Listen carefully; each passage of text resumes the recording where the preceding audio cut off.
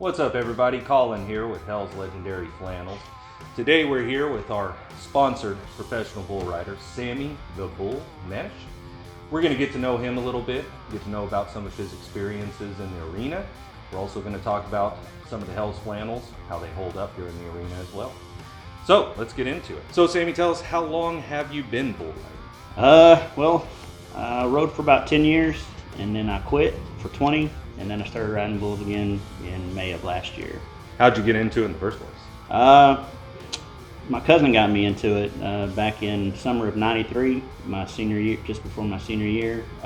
He was riding high school rodeo, and he came and stayed at the house, and I found out he rode bulls, and it just went from there. After I got on my first one, I was kind of hooked. How did you come across our flannels? Well, I was never a flannel fan, but a friend of mine that I worked with had bought a flannel from another company, and one day I was just searching through on Instagram, and one of y'all's ads came up.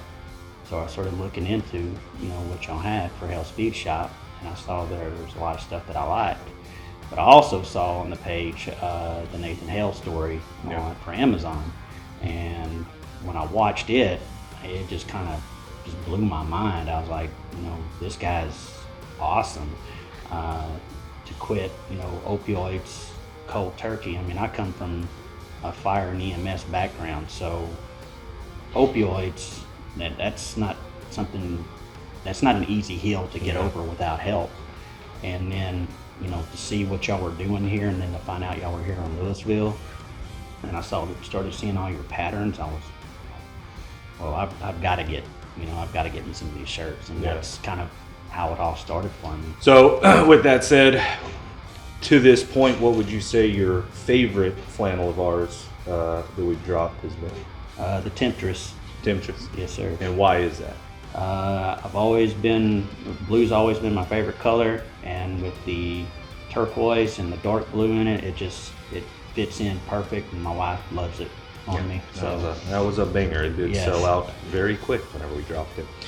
So what is the WSPBR and WPBRO? Their acronyms. What do they stand for, and what are they? Well, the WSPBR stands for World Senior Professional Bull Riders. That association is specifically for anyone that's 35 and above, age 35 and above. We currently have a guy that's 66 years old that's riding for our association. He has just gone through his 15th round of chemo, so he's a pretty tough guy. Yeah. But the WPBRO, that's the World Professional Bull Riders only. And with that association, anybody can ride. However, they do have a senior division. They call it the Old Timers division, and they also have a women's division. So at these bull riding events, can you tell us a little bit about how the events are scored, and also what the highest score is that you obtained at one of these events? Well, it's on. You've got two judges. They can score the bull rider and the bull from 1 to 25 on each side. The perfect score, of course, is 100. The highest score I've ever gotten is an 86-point ride. But there has been guys, a lot of guys in the past that have, accomplished 96 and 97-point rides. Yeah. You just don't see them that often. Yeah, no, I got that. So nobody's ever got that perfect 100. No, sir, not to my knowledge. They haven't. Yeah. So, as we know, riding bulls can be extremely dangerous. I've seen some videos of you in the past. What injuries have you sustained while bull riding? Well, I don't know if I've sustained as many injuries as Nathan has. Because that's the rodeo, and riding dirt bikes, that's got to be two of the toughest sports on dirt. The injuries I've had, broke my jaw, had it wired up, bruised my kidney, or actually ruptured my kidney and spleen, broken my fibula, broken two toes. I'm actually suffering an injury right now. I got stepped on my left calf Tuesday night, popped both of my shoulders out, bruised my collarbone. So yeah, I've had my fair share. Yeah. So, as I said, man, I've seen videos of you getting tossed around on a bull, even bucked off a time or two. I'd like to know our flannel material. How does that hold up during one of these events whenever you're riding? They're really tough, man. I mean, I've been at an event where, it's, completely just dry dirt, and when you get in the dirt, it just flakes off, you just dust it off. But I've also ridden where, it's sand, and again, it just falls off. It's as if this is dirt repellent, sand repellent, and water repellent, because you don't have to worry about stains, and you don't have to worry about rips. And if there is a rip, I can always come to you and you can get it fixed for me. but other than that, I mean, they're really tough, and even if it's getting hotter, I mean, if you've got a shirt underneath and you're wearing this, it keeps you pretty cool. Yeah. I mean, it does its job. I'll tell you that. And there's a lot of guys out there that are seeing them and they're like, man, that's a pretty awesome shirt. I like that. Well, and even at some of these events, well, I guess all of the events, the videos that I've seen, you're always wearing that protective vest. They breathe under the vest as well. Yeah, it's you breathe under it. Those vests can get kind of tight depending on how you like to wear them. Some like to wear them loose. I like to wear mine a little bit tighter, but even with that, it's still very breathable. Yeah. You can still feel the cool. When the wind blows, you can still feel the coolness on your back, and kind of cools you off a little bit. Yeah. So, other than the material, is there a feature on our flannels that you would consider to be your favorite? There's a couple, and the ones I like is the fact that you got snaps on the sleeves.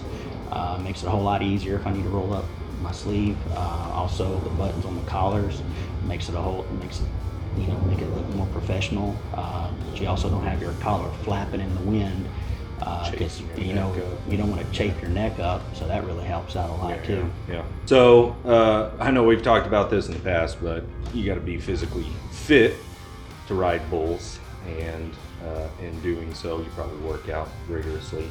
But I know you got a kryptonite snack that you always tell me you can't refuse.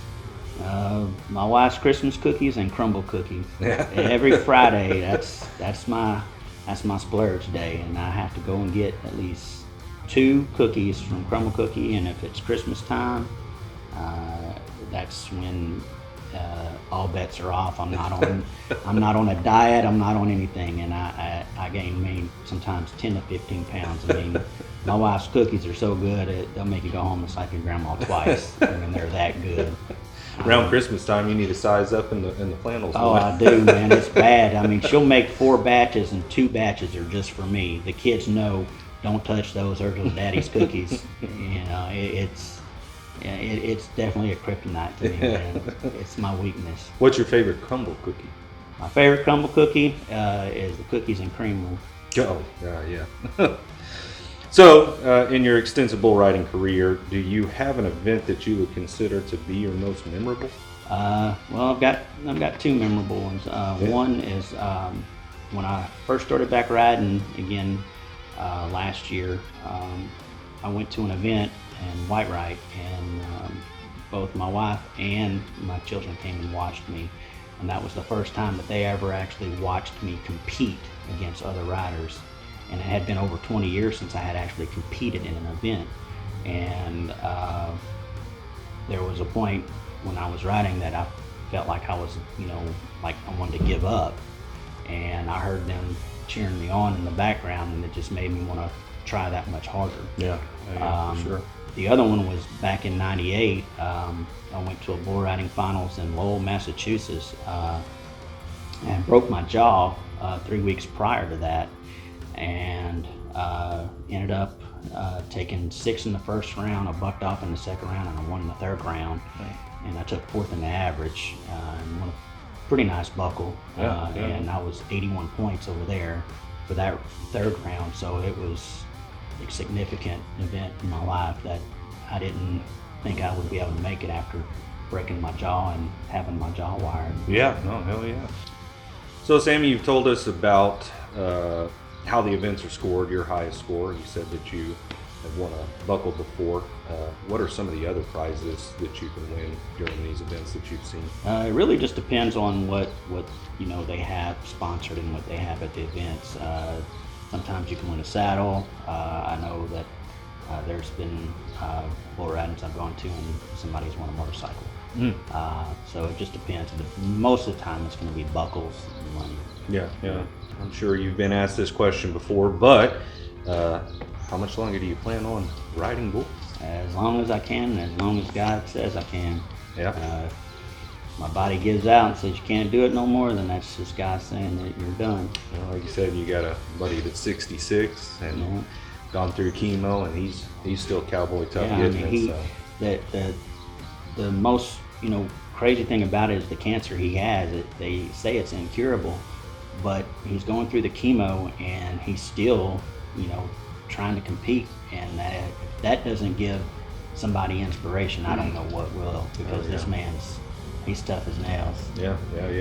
Maybe we'll have to have him on for an interview in the future. Hey, all I gotta do is give him a call. He's all the way in Illinois, but we'll see what happens. Man. We've got a big finals coming up in Mesquite in November, so we'll see what happens. All right. Well, hey everybody, I hope that you enjoyed getting to know Sammy a little better today. I sure enjoyed talking to him, learning about all this bull riding and all his experiences. Sammy, I just want to let you know, the viewers are all yours. If there's anybody that you'd like to give a shout out to, any events that you'd like to talk about, any upcoming events or anything, the camera's all yours. First of all, I just want to thank God and thank my wife and kids for supporting me and helping me out with this.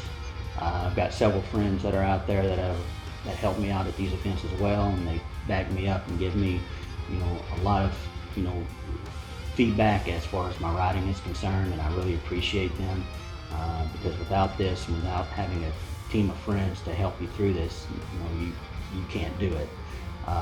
The other thing is, like I said earlier, our WSPBR finals are coming up in November. It's going to be 3 days of bull riding, and it's going to be at Mesquite Rodeo, so it's a very big event. You'll probably want to be there, mainly because it's at Mesquite Rodeo. It's close to home, and you'll have a lot of fun. Well, there you have it, folks. So make sure to drop a comment, let us know what you think. If you have any questions or anything, definitely let us know. If you like the video, definitely hit that subscribe button, and we'll have more cool content heading your way soon. And riding bulls is tough, but you're even tougher if you have a Hales flannel. Hell yeah.